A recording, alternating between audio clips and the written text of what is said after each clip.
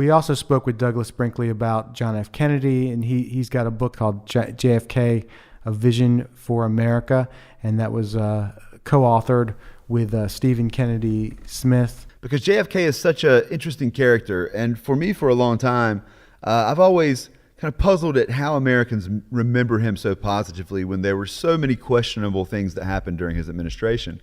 But as we talked about the reasons for Kennedy becoming memorialized in the way that he is, we spoke about how him as an individual reflects the greater individualism growing in American society in the 1960s. And I really look forward for you guys listening to this and enjoying it as much as we enjoyed having the conversation. Doug Brinkley, welcome to The Road to Now. Well, thanks for having me. I appreciate it. You, my friend, are writing all the time. You are the most prolific historian of our time. I don't hesitate even to say that. You've got a book coming out called JFK, A Vision for America. Can you tell us about that? Well, the Kennedy family tapped me to just help them with their 100th birthday. John F. Kennedy, this May 29th, would have been 100 years old.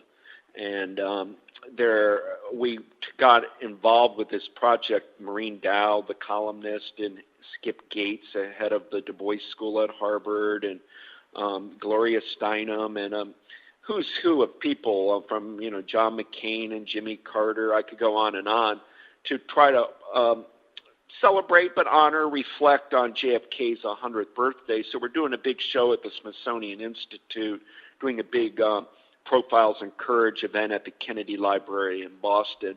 And it's just a chance to look at Kennedy's life, and particularly those 1,000 days when he said we're going to put a man to the moon at the end of the decade, and we did, when they pushed forward for a wilderness bill to have pristine landscape, and where the civil rights movement took hold and the Peace Corps was created, and special forces, our U.S. SEALs, and Green Beret grew out of the Kennedy years, and also nuclear test ban treaty. We used to just blow willy-nilly up in the air, detonate nuclear weapons in Nevada and the Marshall Islands and in Alaska, other places. And Kennedy was trying to stop and was successfully got the Soviet Union and Britain and others to stop atmospheric testing. So there's a lot that went on in that early 60s, and we're hoping that to use Kennedy's birthday in this book that I did with Stephen Kennedy Smith, John F. Kennedy's nephew, to shed some light on that era. For me, Kennedy has always amazed me, and that people tend to remember him very fondly. Most people, if you ask somebody who remembers Kennedy, they're like, oh, it's the hope. To me, though, I wonder how much of that has to do with the fact that he was only president for a short period of time. Because, as someone who focuses on the Cold War, what I see a lot is, when I think of Kennedy, I think of the Bay of Pigs. I think of his questionable handling of the Cuban Missile Crisis. Would he could have basically stayed silent. Most intelligence reports that we've learned about since then suggested we knew what Khrushchev wanted, and we could have settled that with much less alarm. So, how much do you think this hope, the unfulfilled hope, plays into remembering him primarily fondly? Oh, well, certainly. I mean, the big thing is, he was murdered in Dallas, and it's the national whodunit, and he was so handsome. And there he was with his brains blown out, and the brains went in his wife's lap, her pink Chanel suit, and Walter Cronkite having to, get on television and tell us all about it, like who killed Kennedy, who is Lee Harvey Oswald, who's Jack Ruby, where's Kennedy's body, did Lyndon Johnson get sworn in, did the Russians have a role in this, on and on and on. It was such a traumatic moment. Only Pearl Harbor and 9/11 are in that same kind of league of just shocking the national system and to such a degree.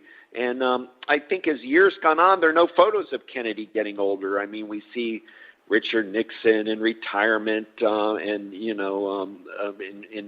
Lyndon Johnson, kind of grew his hair long and rolled his own cigarettes down in the Texas Hill Country. And Kennedy was gunned down in his gallant prime. And there was always a promise about JFK, and the promise of a different America. He was kind of a third wave going on of progressivism after Theodore Roosevelt's era, and then FDR, of course, and it got stunted. And so there's filled with a lot of what would have been. And, would he have gotten us fully into Vietnam the way Lyndon Johnson did, for example? But I think a lot of it, I see, we live in an age where people like sound bites and television clips, visuals, YouTube generation, and Kennedy holds up well with that, his press conferences, his speeches, his coy or wry remarks. So he's kind of a celebrity president, and it makes him, and he has a myth about him. I recently read a beautiful letter. I recommend it to people. It's in the collected letters of John Steinbeck. He wrote a letter, Steinbeck, to Jackie Kennedy right after her husband's death, and Steinbeck was talking about what myth is. He was dealing with King Arthur and others in history, but it's this brilliant piece that Steinbeck privately wrote to Jackie Kennedy, and it's now available in a book, the collected, letters of Steinbeck. If somebody's in a library digging mode or Amazon buying mood, it's really worth checking this thing out. It was Steinbeck on why the Kennedy myth may be important for the country. Well, Doug, thank you so much for your time. This has been just great fun for me. Hey, good deal. I enjoyed it, and take care, guys.